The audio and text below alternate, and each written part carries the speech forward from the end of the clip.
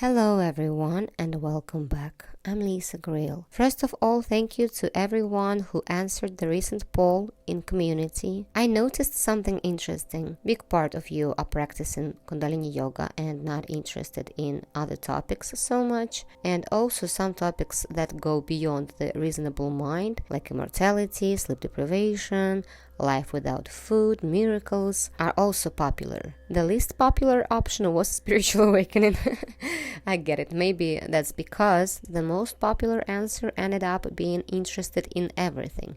I hope so, guys. Because without spiritual awakening, without this shift in perception, there are no real explorations beyond the personality. And even practicing Kundalini yoga without self-awareness is kind of good for the body, for the psyche, but it won't lead you to actual buzz of now and freedom. The superpowers that people sometimes look for, they're not extra abilities you collect like trophies.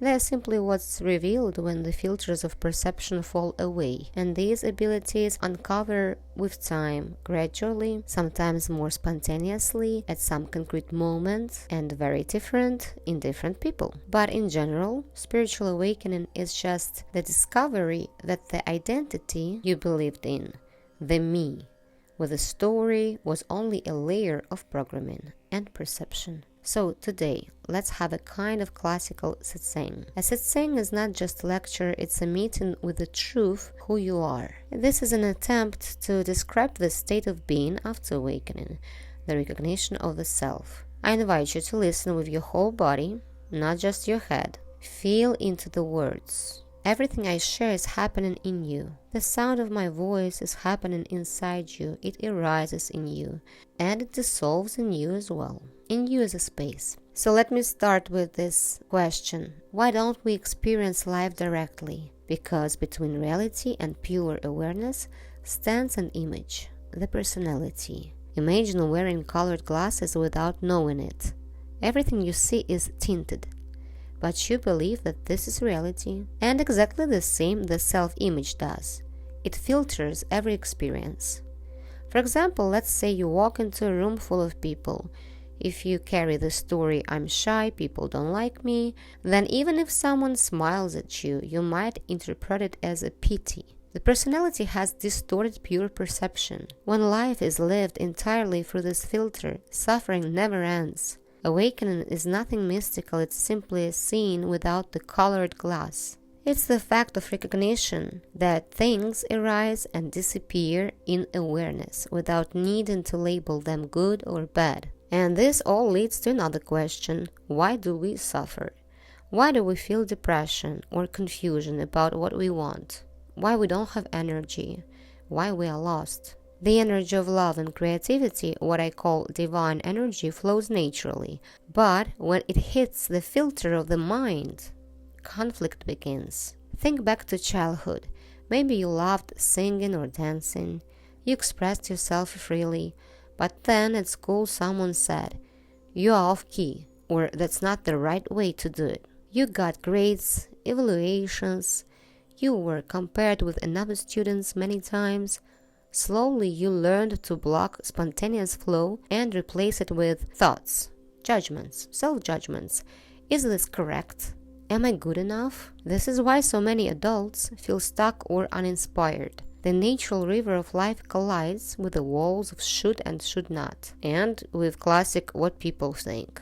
Maybe they're not thinking about us at all, because they themselves think what other people thinking about them. Now, interesting point that psychotherapy often works by guiding you to face these fears, your limiting beliefs, your comfort zones, and break through the blocks of the personality. A lot of NLP techniques trying to reprogram the ego mind. That can be useful, but it's still working within the framework of a separate self. So generally, awakening is different when you recognize that you are pure awareness itself. There is no separate self who needs to overcome fear. Fear dissolves because the one who would be afraid isn't there. It's another level. Before that, we can help ourselves psychologically. In the podcast about fears, I was sharing how to work with your fears from the mind. But actually, when you are high, when you're in an expanded state of consciousness, in pure observation, fears are not arising because there is no one who is afraid. It's like watching a scary movie. If you forget it's just a movie, you tense up, your heart races. But if you know it's just images on a screen, the fear doesn't grip you. Life is like that. The personality is the illusion that makes the movie too real. That's why as well, if you're awakening, the most colorful sign is just this recognition that everything seems not super real, as a little bit artificial or lucid or dreamlike. So what is left when the filter drops is love. And the definition of love here is not usual love which people experience to each other, but love as a natural state of the psyche when it's not in conflict with itself.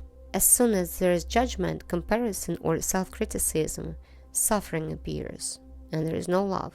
Jesus said, "Love God and do what you will." What did he mean? That when you live in awareness, in unity with the divine, there is only love. In this state, you cannot harm anyone. Rules are needed only when people remain in ignorance, when they are identified with ego. Here, again, you're not good. You are the perception itself, experiencing itself freely. You do not emit energy of violence, energy of tension. You don't want to tense anyone else because you are the free space of life. You are the taste of life itself. You are the trip, in other words. This is the difference. There is no such terms as envying someone, comparing yourself with someone, because these are qualities only of blocked personality. Think of it like driving. A beginner needs strict instructions. Don't touch this, look there. But a skilled driver moves naturally, fluidly, without needing a checklist. Consciousness in love moves the same way, without effort, without rules. Just improvisation in the moment. Each action you take becomes creative. And here also, not necessarily, but most people describe it, and I also a little bit faced it. This is just side effects you should be ready for. When you begin living from pure awareness, like a child at play, the people around you might not understand this. Imagine you've always been the serious, reliable person. Then one day you laugh loudly, you dance, you follow your heart, or you start some extremely not inherent to you business. Some people might say, "You've changed. This is not you. You are nuts." Or you become cheeky and arrogant. All these names, labels are given to you by the people who still carry some programs. For instance, if someone is suffering out of his/her perfectionism, he/she will be searching for imperfections in others. Someone who is afraid of speaking in public will be saying that this cheeky one is again trying to catch everyone's attention. Weirdo, clown, or something like that. Or, oh my god, he is so awkward, he should shut up. These people usually decide who should do what. At this point, it becomes obvious that we can forget about other people's judgments and opinions. You will never please everyone. Don't even try. Haters are the same part of God consciousness who just blocked with the filters of ego mind, and each one of them have their unique talents. I like to say, you're not special. You are unique. See the difference. Special is above others, better than others, elite, while unique is unrepeatable, incomparable, like the flower on the field, like a drop in the ocean. So it can feel really uncomfortable when the divine energy starts flowing through you, and mind or other people, as the reflection of your own mind outside, will be trying to block you again. But it's actually a good sign. The process of forming new neural pathways in your brain already started. It means you are stepping outside the prison of personality. You are reclaiming the freedom to be spontaneous, creative, to be actually alive. So what does this feel like? It feels like what I call the natural high. When life is lived from the depth of consciousness, there is no sense of separation. Everything is perceived as one living space. In this state, you feel as if you've come home. You realize, this is me. I'm that. I am awareness. I'm the space in which this whole play appears. From here, life is no longer about chasing success as defined by ego. The taste of life is in every moment itself. And notice, moments are not inherently good or bad. The mind adds those labels and then suffers from its own story. It's like arguing with a character in your own dream. You hurt yourself with your own invention. This is why I call it the hallucinations of the mind. It invents the drama, then cries about it. Awakening is simply waking up from this dream. So the invitation through this video is very simple. Recognize the illusion. Again and again, return to being the looking itself.